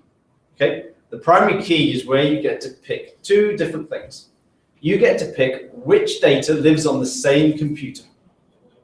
And of course, data that you query, say a time slice, for what the customer's been up to, we want that to be on the same computer. It will be on 3 or 5, depending on how many replicas you have, but we need it to be on 1. The first part of the primary key is exactly that. You can put as many fields as you want in there, surround them in brackets, and all that data will live on the same computer. The only thing you have to worry about is it not being too big, because it has to fit on a single computer. So we can talk, if people get really interested into data modeling in Cassandra, then you might decide that one customer might do too many things. You know, let's say they'd have 6 gigabytes worth of events, but we can talk about how to do that. The rest of the primary key is called the clustering columns. This is the part that lets you pick how it's ordered on disk. Okay, so you're going to have, in your queries, you're going to have to include this, right? And you don't have to include anything else if you don't want to. Okay. But if you want to filter additionally, it has to be by this. And it has to be 1 range slice, because we want to do that fancy thing where we sequence, read it off. And And to touch back on your question about, let's say we did need to do some aggregations, because they're not supported in Cassandra. However, there's no, and for the reasons we've discussed, but there's no reason why aggregations in Cassandra should not work for the same partition, right? Because they're on the same computer, right? They're not supported, but there's no technical reason why they shouldn't be. Aggregations across the entire table, never going to happen. Or if it did happen, slowest feature ever, okay?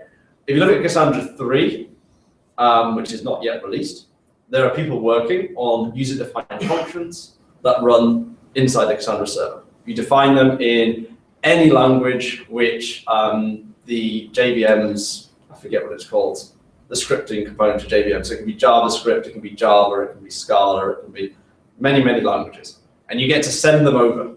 You get like that create type, you'll get to create function. So you can actually then do really efficient, depending on how big the row was, you know, aggregations across things with the same partition key. Make sense? But not yet. If you want to do them now, you need to use something called Slack. And I can, if you want to talk about that after, we can, but it's a whole talk in itself. Right. So this is the command line tool. So we haven't used the GUI tool here. And it colors them out for you, just to remember that they're important. I try to use the same colors. Okay. This is our fancy time UID. So inside there, it's embedded the time, and it's unique. Or the way they work is that they're pretty much guaranteed to be unique if they're generated on an individual computer at that time. You can't, well, you could, but you shouldn't retrospectively create time UIDs for things in the past, because that computer could have generated that time UID at that time. Right. Okay, so they're going to be in order on disk by this, so we can do really fast slices. So has anyone ever heard of the term like wide row or columnar database? It doesn't look like a columnar database, does it? Cassandra is a wide row columnar database. It just doesn't look like it. It gives you the programming API you're used to. But what it really means is when people talk about wide rows, they're talking about things with the same partition key, because that's one big sequential thing on disk.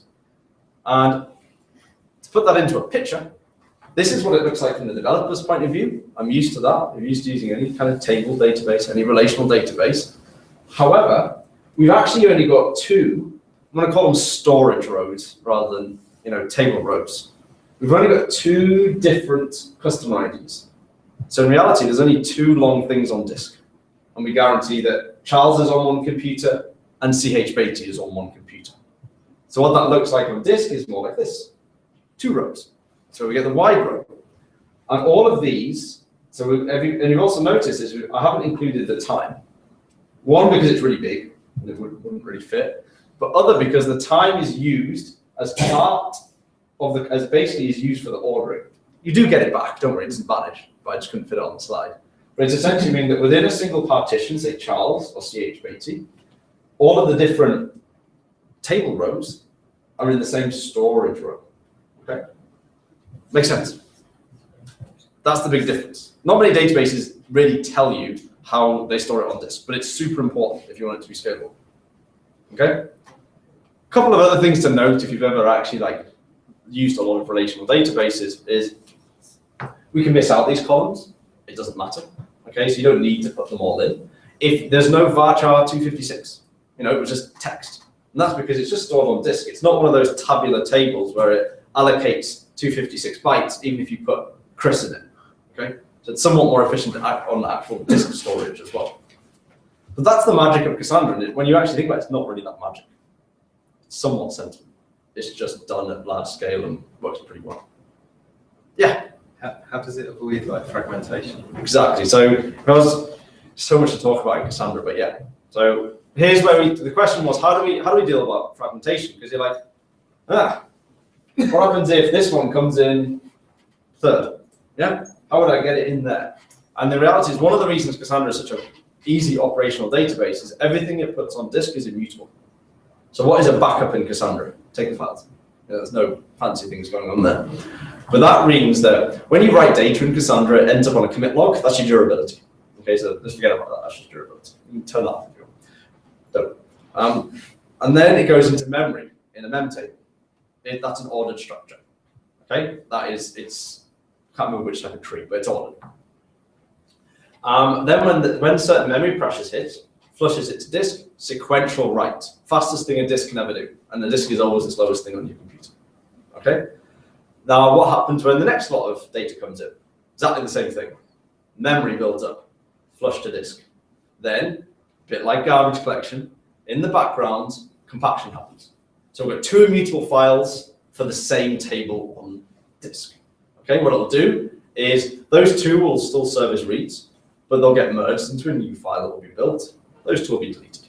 But as it merges it, it will merge it in memory in order. Any more questions on that? Because we're about to jump over to what you're asking, which is, what does this look like in code? No? Everyone's still awake? This is the long, oh no, one more question. Not about the last thing, but when you show this Cassandra table example, is it possible some way automatically or semi-automatically to create from the relational database?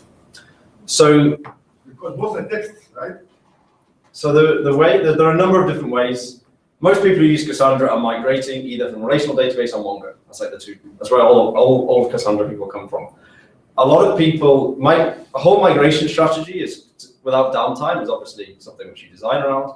But there are a couple of tools. You can export obviously your relational database to you select text, one of the things, and you could write the code to take it, put it in. Apache Spark, and I have these examples because I've had to do this before, is something which can connect to a relational database, connect to a Cassandra cluster, and slowly stream the data across. So with a reasonable amount of operational complexity, because you have to have Spark and Cassandra, you can move like millions and millions of rows with very little effort from, say, MySQL to Cassandra. Yeah. Any more questions? Last part. So I actually think this is the least interesting part of Cassandra. But people want to see some code at some point, right? But it is. Has anyone used JDBC? What languages are people? Are we C, C++, Java, Scala, Clojure? Okay, if you've used anything like a JDBC driver or anything like this is not going to be exciting. I apologize. You know, imagine once a table there. There's only so much we can do, but I will take you through it.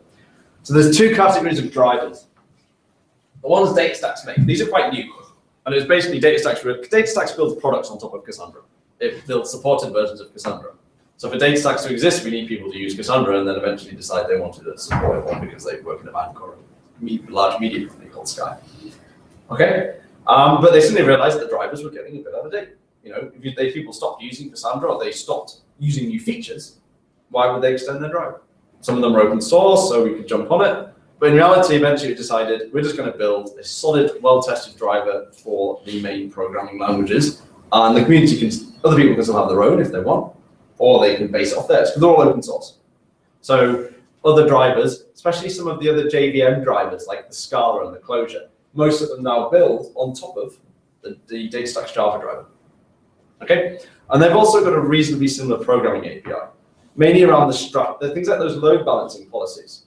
Remember, that wasn't Cassandra, that's the driver deciding about load balancing, right? But you can do similar things in each of these ones. And we're going to have a look at the Java one, but they're all very similar. So it's all on GitHub, everything's on GitHub now, apart from Apache projects. No, they are too, because they're mirrored from Apache, you know, but most things are on GitHub. You know, two components. You either just want the raw one where you're going to execute the CQL, okay? Or you want to do a bit of mapping.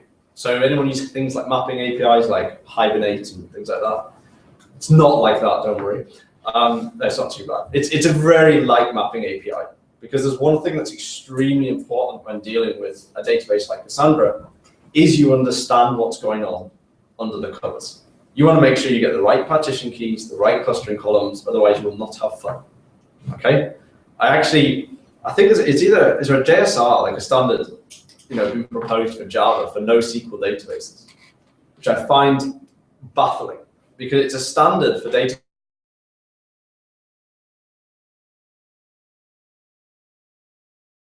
that you do different things. Okay, we denormalize, we duplicate data, we want to model it, you know, exactly how we're going to pull it out on disk. I don't want to be hidden away. But there is a nice little mapping API if you get sick of writing boilerplate database code. So essentially you have a session object. You're just constructing that with a, hosts and ports and things. You don't need to tell, when you construct these objects, you don't need to tell it about your whole Cassandra cluster. That two-way protocol, it will talk to a number of nodes and it will find out about the rest and find out what data centers they're in and all those type of things who it should be speaking to. Once you've got hold of one of those session objects, it's really quite boring.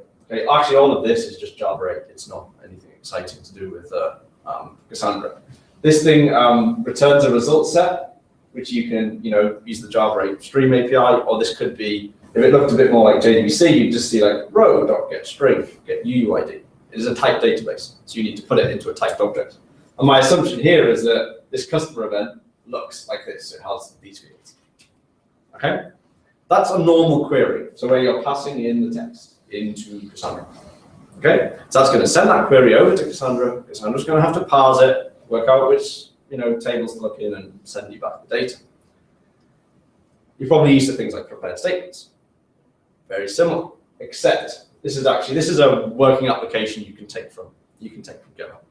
But essentially, this bit of code with the post construct annotation is going to execute once.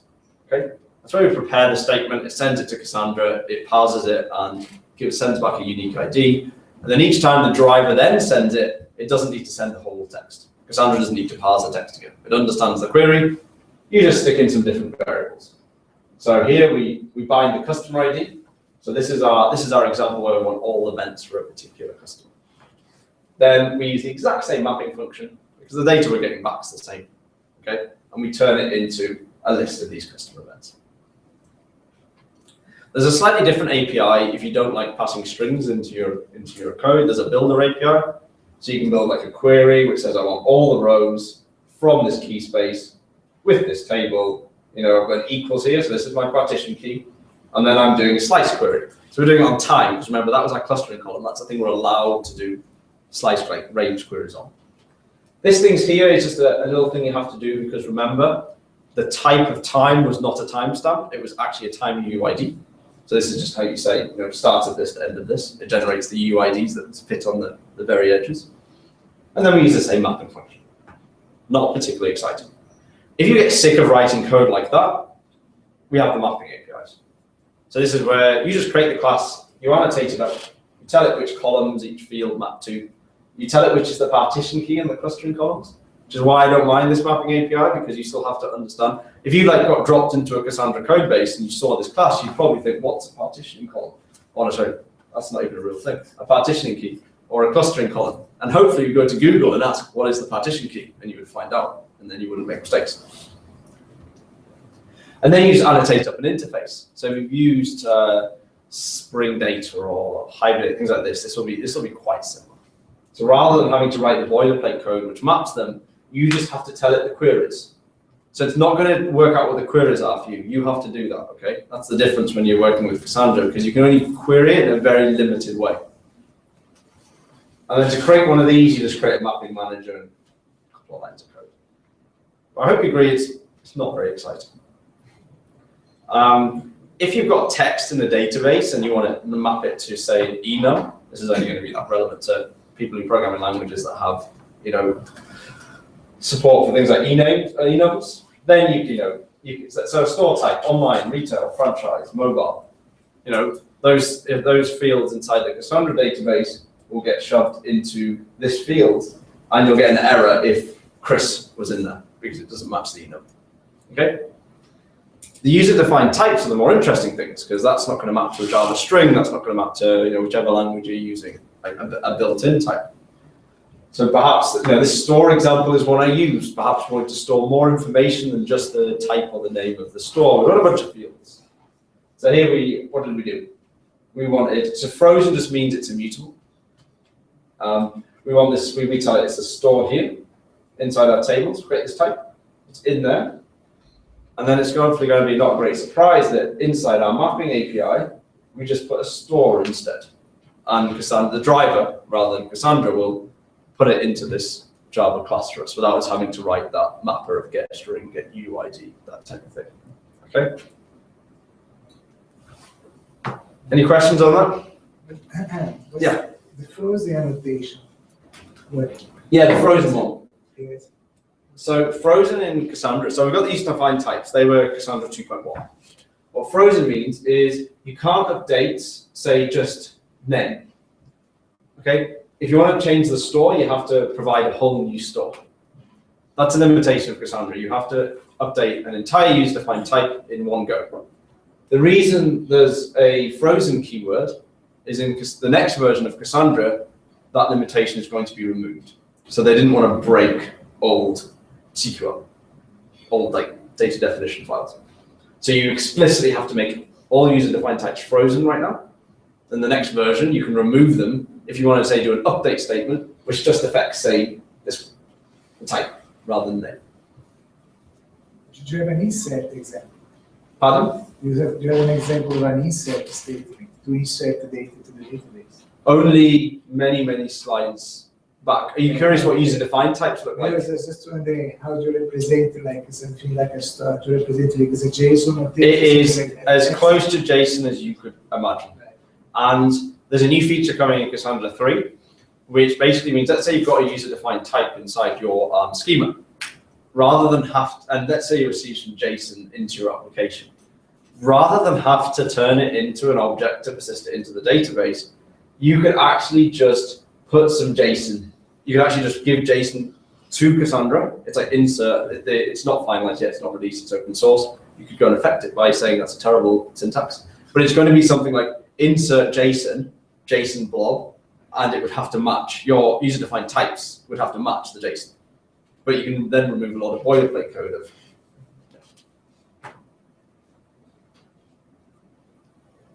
Oh yeah. So we're pretty much done. Hopefully you get excited about Cassandra. It's fun to build systems with Cassandra because you're normally building big systems. We do have some people though, because like we have one person who came to a meetup recently and gave a talk saying it was Cassandra for the small scale. And they didn't have a big use case, but the reason they wanted to use Cassandra was they wanted to have 2 nodes with a replication factor of 2, and it's basically because they couldn't be bothered to make an existing database highly available. Highly available in the sense you can use 1 node, but they're like, oh, we don't care. We use replication factor of 2. We know we could do joins if we wanted with a different database, but in general, most people who are using Cassandra, they're normally migrating from a project which has hit its scalability limits, or they've had their data center flooded and they realize that they do need to be active across 2 data centers. So anything driven by the web or anything driven by devices, there's enough humans to generate a lot of transactions per second. Yeah. I can just run through the kind of a couple of other little things, a couple of other nuggets that you would need to do if you were going to play with Cassandra. One of my favorite is query tracing. So if you're like, remember that animation I did with the replication? You can actually just watch this in query tracing if you want and understand what it's doing. Okay, so you can see, don't worry about the exact example here, it's only a 3-node cluster. It's not that exciting, 3 different IPs. But you can normally work out if your queries are good by looking at the trace. If your queries need to go to 24 nodes to satisfy, it's probably not a good, you've probably not data modeled or picked your query very well, and it's not going to be quick. So query tracing is extremely useful. The other question I get a lot is, you have to denormalize, right? Let's say we wanted to query by different fields rather than customer ID. So I'm going to store it twice, okay? A lot of people talk about inserting that denormalized data atomically because they want it to be there in both or in neither.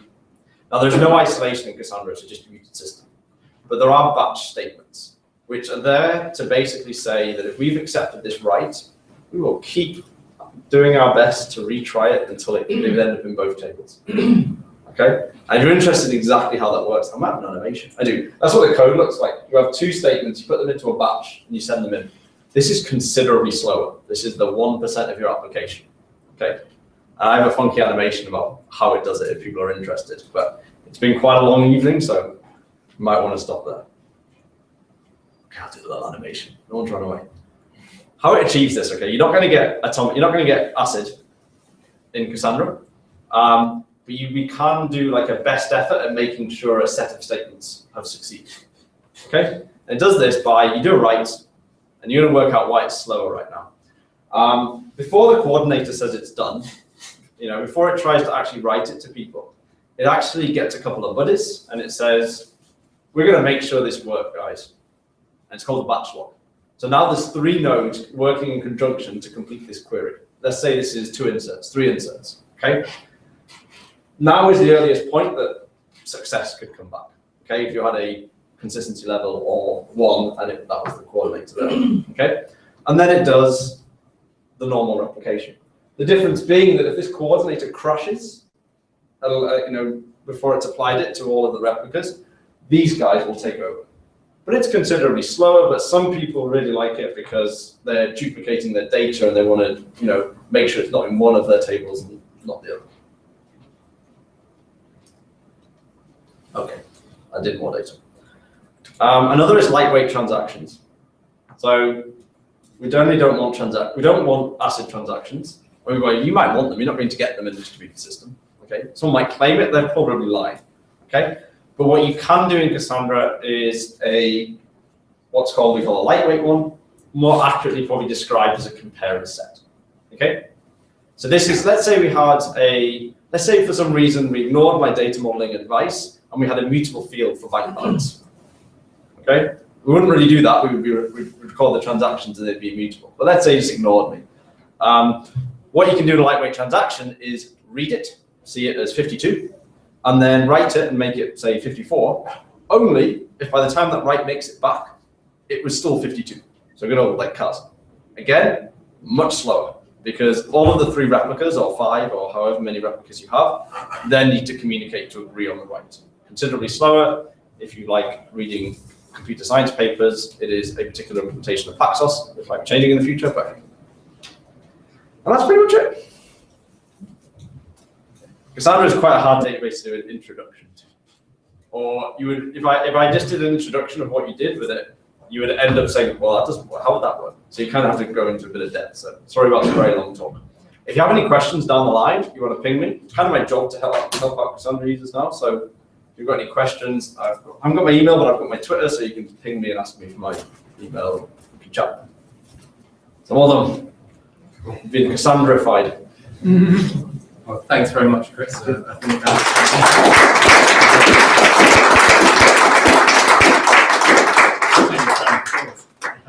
I realise it's been quite long, but I think everybody was engrossed.